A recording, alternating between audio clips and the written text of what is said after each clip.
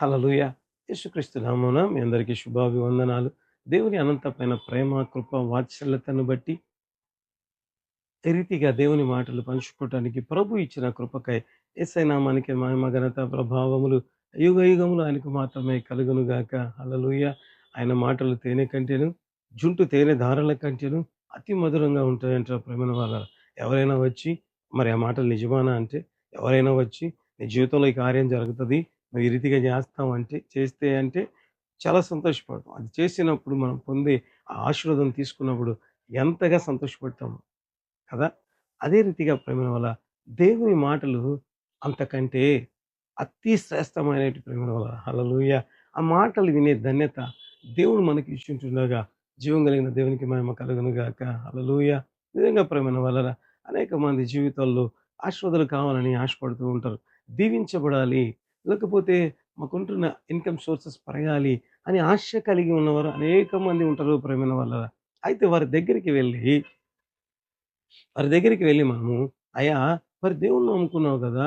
మరి నీ దశమ భాగం దేవునికిస్తున్నావా?" అంటే వాళ్ళేమంటారంటే ప్రేమైన వాళ్ళరా, "అయ్యా! నేను ఇవ్వడం లేదు" అంటారు.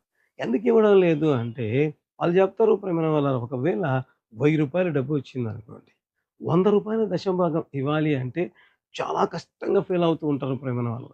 ఎందుకు ఆ రీతిగా ఫీల్ అవుతూ ఉంటారంటే, రూ. 100 ఇవ్వాల్నా? రూ. 100 ఇవ్వాల్నా? రూ. 100 ఇవ్వాల్నా? అనే మాట మాటి మాటికి అది ఇబ్బందికరంగా ఉంటది. ఈ 100 ఉంటే దీనికి పనికొస్తది. ఈ 100 ఉంటే ఇది కొనుక్కోవచ్చు అన్న తలంపు కలుగుతా ఉంటది ప్రేమలో. దాని ద్వారా ఏమవుతది అంటే వారి దశమ భాగాన్ని దేవునికివ్వరు.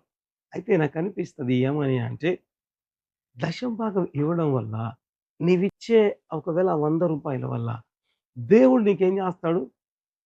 100 రెట్లు అధికమిస్తాడు. అంటే మనం ఇస్తున్నది ఈ రూ. 100లో ఒక రోజు ఈ పూట గడుస్తది నాకు అనే తలంపు మనలో ఉంటది. అయితే ఆ 100 ఇవ్వడం వల్ల 10 రోజులకు కావాల్సిన ప్రతిదీ దేవుడు ప్రొవైడ్ చేస్తాడు. హల్లెలూయా! బైబిల్‌లో రాయబడింది. నేను సొంత మాటలు చెప్పడం లేదు ప్రేమైన వాళ్ళ. చాలా మందికి దశమభాగం కానుకల గురించి మాట్లాడితే ఇష్టం ఉండదు. చాలామంది అయిష్టంగా రిసీవ్ చేసుకుంటారు ప్రేమైన వాళ్ళ. అయితే కానుక గురించి కాదు. దేవుని మాటలు, దేవుని బిడ్డలు, దేవుడు వారిని ఆశీర్వదించే విధానము, దేవుని వాక్యం ప్రకటించేవారు కంపల్సరీగా చెప్పాలి ప్రేమైన వాళ్ళారా. అది దేవుడు చెప్పిన మాట. మీరు నాకిచ్చి శోధించుడి అని ఆయన చెబితే, అసలు నేను కానుక గురించే చెప్పను. చెబితే ఏదో తప్పు. చెప్పిన వాళ్ళని కామెంట్ చేస్తూ ఉంటారు. కాదు ప్రేమైన వాళ్ళారా. నీవు ఇస్తే దేవుడు నీకిచ్చేవాడుగా ఉంటాడు. అది బైబిల్‌లో రాయబడిన మాట.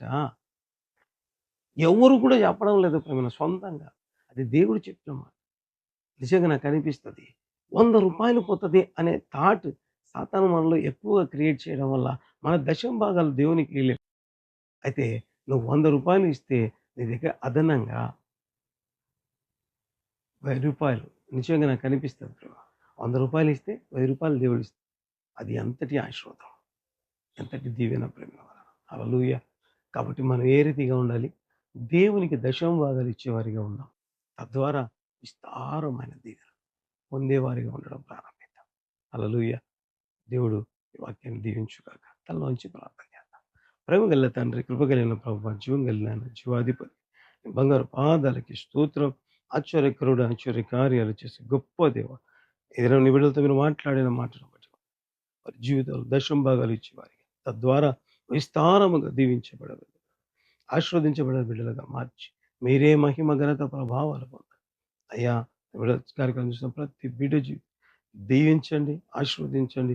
మహిమ కలిగిన నీ కార్యాలు జరిగించి, మహిమ, ఘనత, ప్రభావాలు కేవలం మీరు మాత్రమే.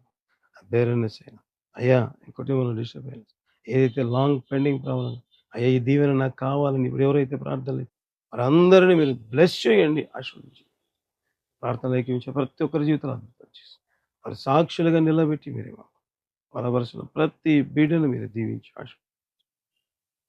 ఈ గొప్ప కార్యాలు చేయమని సమస్త మహిమ నీకే చేసి సహకరిస్తున్న ప్రతి బిడ్డను దీవించాలి. ఎవరైతే గర్భం కోసమై అడుగు మీద చేతులు ఉంచుకొని ప్రార్థించి గర్భ ఫలము అనుగ్రహించబడును గాక.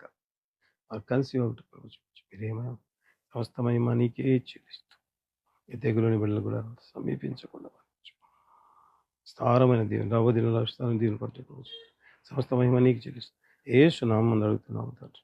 ఆమేన్.